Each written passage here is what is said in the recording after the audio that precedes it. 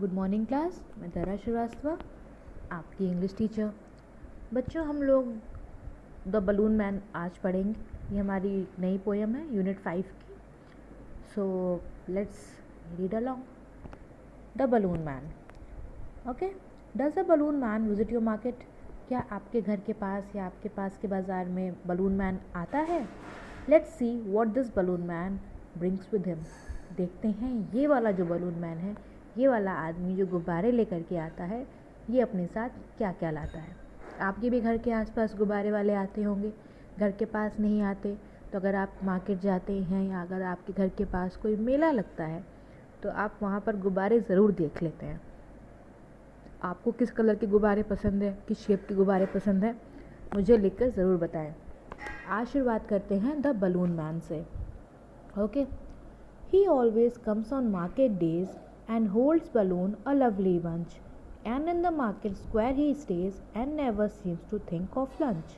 They are red and purple, blue and green, and when it's a sunny day the cart and people get between. You see them shining far away, and some are big and some are small, all tied together with a string, and if there is a wind at all they tug and tug like anything. Someday perhaps he'll let them go, and we shall see them sailing high, and stand and watch them from below. They would look pretty in the sky. रूस फ्लाइमैन की ये poem है।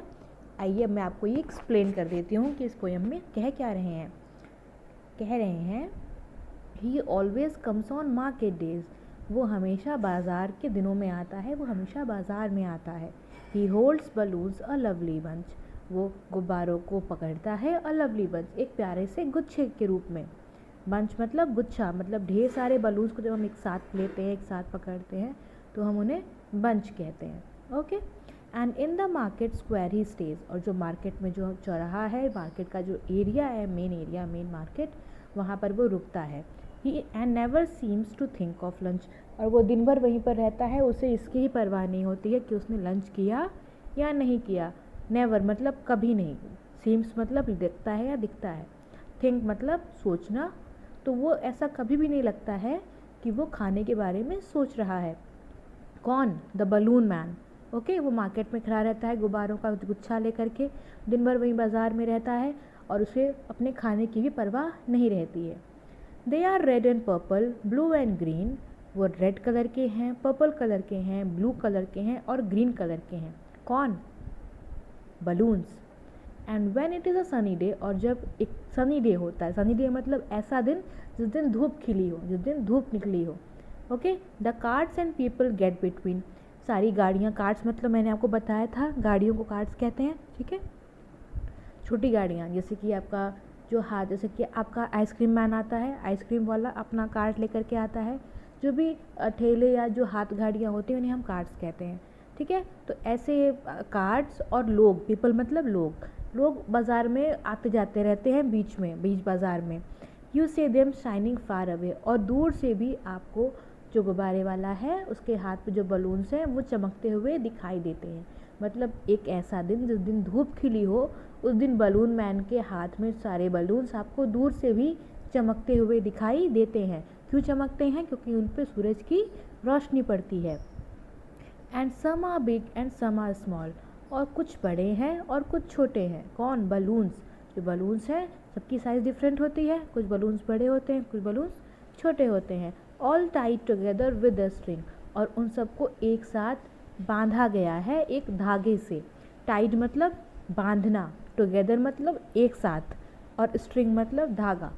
सारे balloons को एक साथ धागे में बांधा गया है, तभी तो वो बंच बनेगा, तभी तो एक गुच्छा बनेगा वो। And if there is a wind at all. और अगर थोड़ी सी भी हवा चलती है, they tug and tug like anything. तो वो हिलते हैं, वो हवा के झटके से जो बलून से हमारे वो हिलते हैं। जब भी किसी चीज़ के ऊपर ज़ोर से पुल या पुश होता है तो वो मूवमेंट करती है, वो हिलती है ज़ोर से।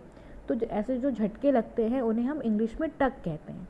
ठीक है। तो बलून्स के ऊपर जब हवा चलती है, आपके पास भी जब बलून्स होगा तो आप देखते होंगे, जब भी हवा चलती है या अगर आप फ़ैन के नीचे भी बैठते हैं तो आपके बलून्स जो होते हैं वो हवा की वजह से उसमें झटके लगते हैं, वो हिलते डुलते हैं।